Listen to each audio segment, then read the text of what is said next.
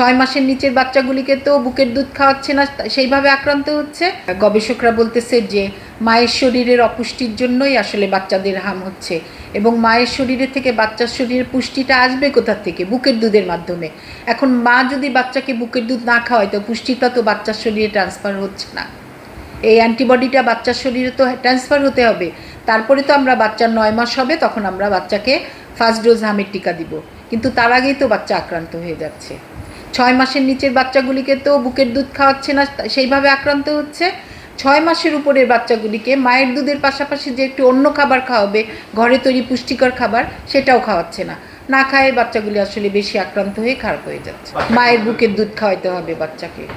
এটা তো আসলে আমাদের সবসময়ই একটা ক্যাম্পেইন হয়, MMR ক্যাম্পেইন বলে এটাকে, হামরুবেলা ক্যাম্পেইন। ওইখানটায় তো যার টিকা দেওয়া আছে সেও দিবে, যার টিকা দেওয়া নাই সেও দিবে। এটা হচ্ছে 9 মাস থেকে 59 মাস বয়স বাচ্চাগুলা। আমার আজকে হসপিটালে হামের পেশেন্ট আছে 47 জন। গত 24 ঘন্টায় আমার হাসপাতালে রুগী এসেছে 24 জন আউটডোরে, ওখান থেকে ভর্তি হয়েছে 4 জন।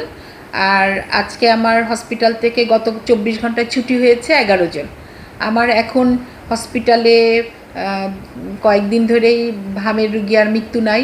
আমার খুব ভালো লাগে এটা বলতে, যখন আমার মৃত্যু থাকে না। আমার নর্মালি আপনার সন্দেহজনক হামে মৃত্যু হয়েছে 40 জন, আর নিশ্চিত হামে 7 জন।